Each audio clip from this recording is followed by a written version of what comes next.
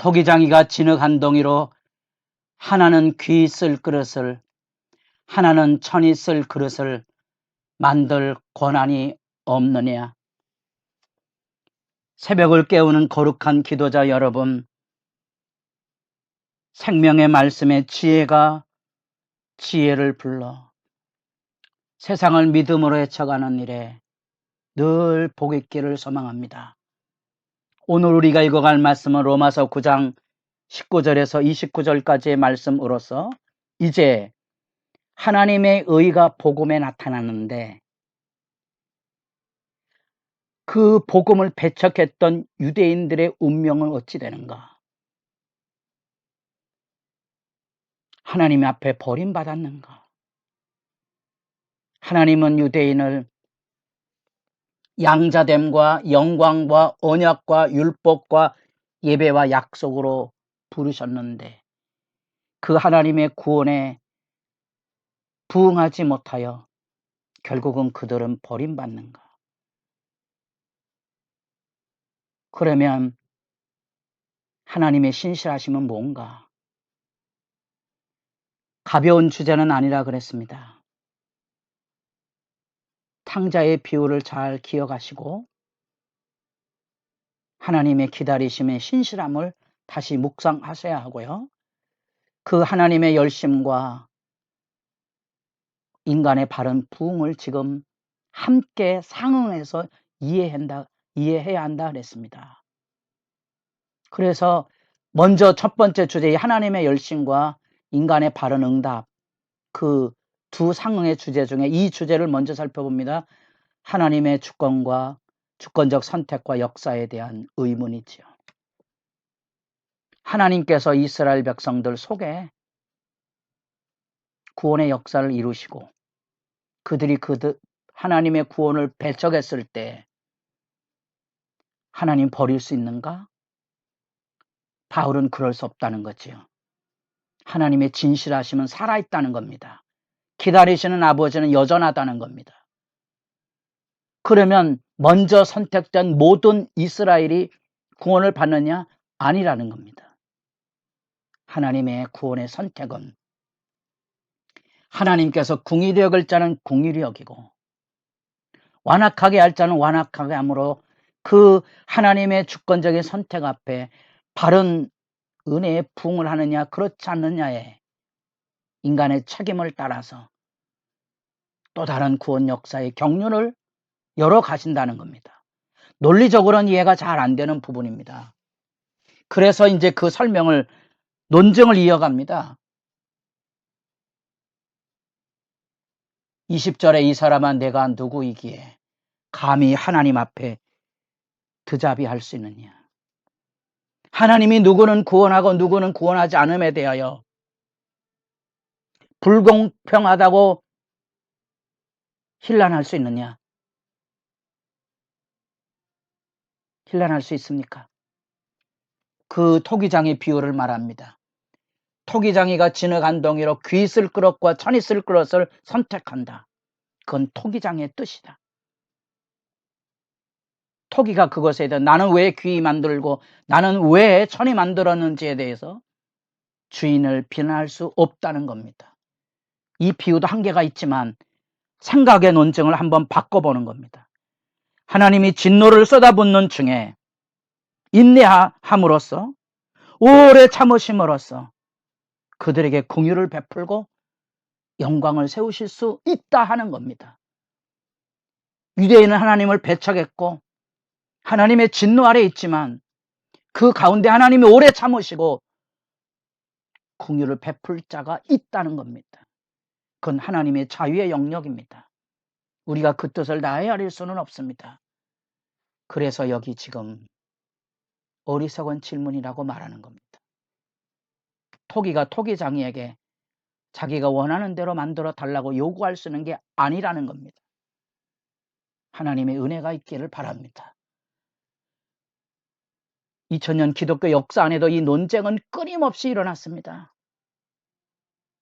지금도 우리에게 우리 일상 안에 하나님의 구원의 은혜가 절대적인 하나님의 주권의 역사이지만 오늘 나는 새벽에 일어나서 생명을 걸고 기도해야만 합니다. 왜? 내 기도의 공로로 구원받는 건 아니지만 이게 내 본분입니다. 내 안에 있는 하나님의 열심입니다. 나도 하나님의 열심을 따라 신실하심에 부응을 해야 합니다. 로마서 3장 22절 자주 언급했습니다. 예수 그리스도의 신실하신 그 믿음, 예수 그리스도를 신실하게 믿는 우리의 믿음, 조화를 이루고 서야 합니다.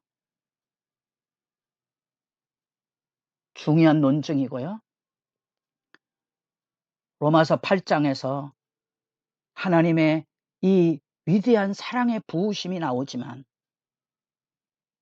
성령께서 내 안에 계셔서 나를 기도하고 하시는 성령의 중보적 역사와 하늘문이 열려져서 그리스도가 우리를 향한 중보적인 역사가 있지만 우리도 우리들이 살아가는 삶의 자리 안에 환난이나 공고나 박해나 기근이나 적신이나 위험이나 칼이랴 우리도 이겨내야 합니다. 우리도 이겨내야 됩니다. 믿음의 신실함으로 이 양면의 상응의 이야기들을 살피셔야 되고요. 지금 9장에서 이 하나님의 열심의 주권적인 선택의 경륜을 먼저 설명하고 있습니다. 호세아, 이사야 두 군데씩 말씀을 인용합니다. 호세아 2장에서 하나님 백성 아닌 자를 하나님의 백성으로, 사랑하지 아니한 자를 사랑한 자라고 부르리라. 하나님의 창조의 경륜처럼 구원의 부름을 하나님께서 여신다는 겁니다. 호세아 1장에서 내 백성이 아니라 하셨습니다. 로 안미라 했습니다. 그들은 언약을 깨뜨리고 남편을 떠나서 바람난 길로 가버렸습니다. 그러나 그들에게 내 백성이 아니란 그 백성을 내 백성이라, 이제는 내 백성이라, 살아계신 하나님의 아들이라 일컬음을 받으리라. 호세아가 바람난 여인 고멜을 돈 주고 사옵니다. 현실 속에 우리나라 말에 오쟁이 지다라는 말이 있습니다. 사전을 살펴보시고 전어를 묵상해 보십시오. 다시 돈을 주고 사옵니다. 사랑해야 합니다. 호세아의 마음 안에 하나님의 마음이 담겨져 있습니다. 또 하나 이사야의 말씀을 인용합니다. 바다의 모래같이 하나님의 이스라엘의 자손의 수가 많을지라도 남은 자만 구원을 얻습니다. 그건 하나님의 주권적인 경륜이고 하나님께서 그것을 시행하실 것입니다. 마태복음 8장에도 이스라엘이라는 구원의 자리를 사방 이방인들이 와서 그 자리를 채우게 될 것을 예수님도 예고하고 계십니다. 이사야 1장에 만일에 만군의 주께서 우리에게 씨를 남겨두지 아니하셨더라면 우리가 소돔과 고모라와 같았을 것이라. 하나님이 쓸어버리셨을 거라는 겁니다. 거기에 누가 남아 있습니까? 씨가 남겨져 있습니다. 씨, 하나님의 남은 자입니다. 하나님의 구원의 역사가 아직 끝나지 않은 겁니다.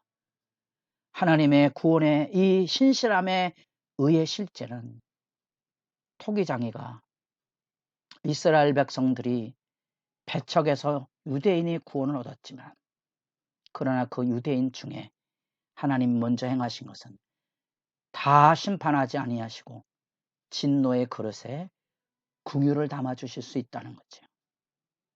그들이 다 선택은 받은 거 아니지만 남은 자는 구원을 받는다는 겁니다. 그것이 하나님의 구원의 경륜입니다. 그것이 유대인의 미래 운명입니다. 이스라엘이 다 이스라엘 백성은 아닙니다. 하나님의 신실은 계속됩니다.